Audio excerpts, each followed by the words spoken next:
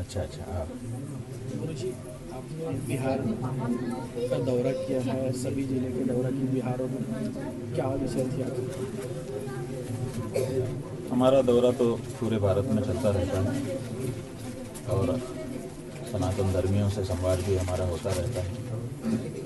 सनातन धर्मी जनता पाप से बचे, पुण्यार्जन करे, उसका जीवन सुखी हो, शांत हो, समृद्ध हो, इसकी हम कामना करते रहते हैं और इसके लिए लोगों को प्रेरित करते रहते हैं। बिहार में अभी हम इसलिए गए थे कि वहाँ चुनाव होने वाला है, उसकी प्रक्रिया चल रही है और चुनाव में सभी लोग मतदान करते हैं, उनमें सनातन धर्मी भी बड़ी संख्या में मतदाता हैं।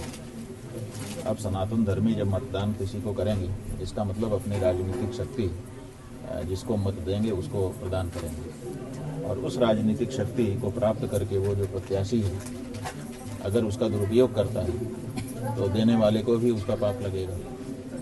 और हो ये रहा है कि हमारे देश में जो सरकारें बन रही हैं वो गौ हत्या को बढ़ावा दे रहे हैं। ये गौ हत्या सनातन धर्म में बहुत बड़ा पाप, महापाप बताया गया है। तो अगर किसी ऐसे प्रत्याशी को वोट दे दिया जो आगे चल करके गौ हत्या को बढ़ावा देने वाला है तो उसका पाप तो मतदाता को भी लग जाएगा ना।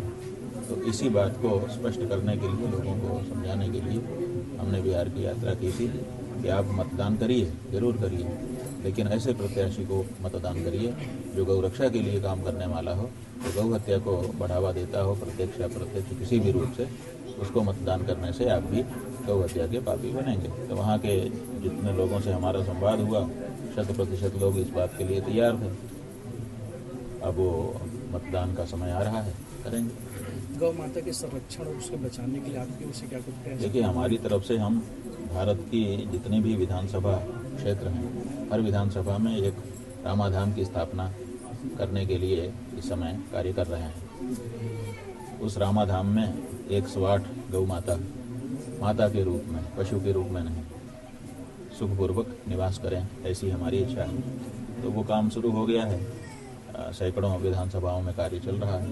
धीरे धीरे उसका मूर्त रूप आ जाएगा, आप लोगों के सामने आ जाएगा। जब वो हमारा रामाधाम का आयोजन सफल होगा, पहले 4123 विधानसभा पूरे देश में है, अगर हर जगह पर वो मॉडल बन गया और बन करके चलने लग गया और सफल हो गया, तो बहुत सारे लोग फिर उसी मॉडल पर आगे काम करना शुरू करेंगे और इस तरह से गौ माता की सेवा शुश्रूषा फिर से, जैसा कि परंपरा से इस देश में होती रही है, होने लग जाएगी। गौ माता को राष्ट्रमाता से घोषित करने के लिए आपने काफ़ी लंबे वर्षों से प्रयास किया है, लेकिन अभी तक इसमें कुछ ध्यान नहीं आ रहा है सरकार के। ठीक है, ध्यान नहीं आ रहा है, आज नहीं आ रहा है, इसका मतलब हमारे प्रयास में अभी कमी है। इसका मतलब हम सनातनी धर्मियों की जो मांग है वो कमज़ोर है, उस मांग को और तक तेज करना पड़ेगा। आखिर सरकारें हमारे अनुसार के लिए काम करने के लिए ही तो बनती हैं। हमारी सरकार हमारा ही वोट ले और हमारी माँ को काट काट करके बोटी बोटी बेचे, ये कैसे हो सकता है? और ये हो रहा है। इसका मतलब है कि हम आंख मूंद करके वोट दे रहे हैं। जब हम अपना वोट इस बारे में स्पष्टता के साथ देना शुरू करेंगे कि हम गाय काट के लिए वोट नहीं दे रहे हैं, तो स्वाभाविक है फिर नेताओं को इस बारे में विचार करना पड़ेगा। तो अब वो मोड हम ले करके आ चुके हैं। अभी तक हम लोगों ने अनुनय की, विनय की, ज्ञापन दिया, प्रेजेंटेशन किया, आंदोलन किया, धरने पर बैठे, उपवास किया, जाने क्या क्या किया, लेकिन जब इन सब चीज़ों से नहीं सुन रहे हैं तो इसका मतलब है कि अब उनको वो भाषा से सिखाना पड़ेगा जो भाषा वो समझते हैं, और वो भाषा है वोट की।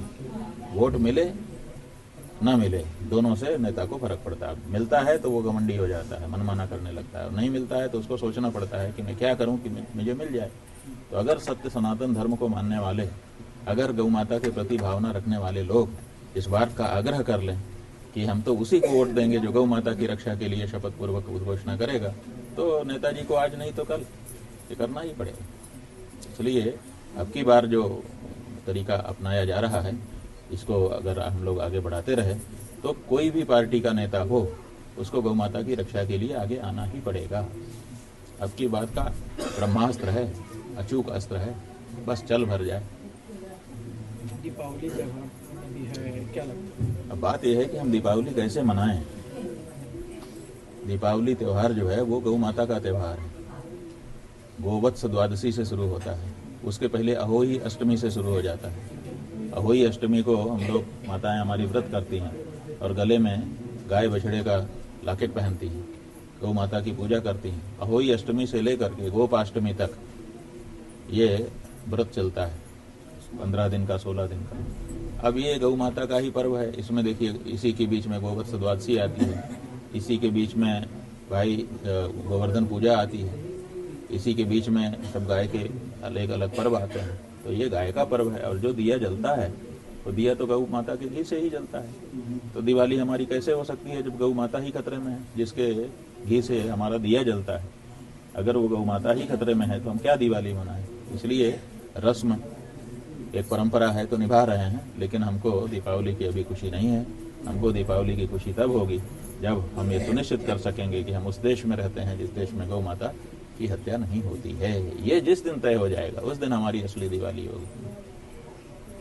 ठीक है। दिवाली त्योहार में देशवासियों को क्या कहना? देशवासियों को यही कहेंगे कि दीपावली का त्यौहार केवल मिठाई खाने के लिए और केवल फुलझड़ी चलाने के लिए नहीं है। दिवाली का त्यौहार गौ माता के प्रति संकल्पबद्ध होने का त्यौहार है। इसलिए गौ माता की रक्षा के लिए हर सनातनी को इसमें संकल्प ले लेना चाहिए। और उसका नस वही है कि हम करें जो गौ माता पर चोट, कैसे दें हम उसको वोट। हम ना देंगे उसको वोट। जो गौ माता पे चोट करेगा वो हमारे वोट का अधिकारी नहीं है।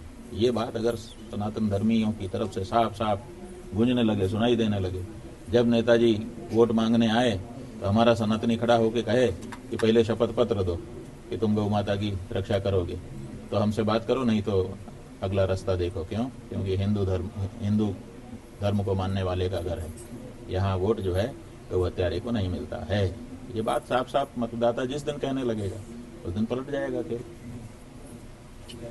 ठीक है जी। हाँ।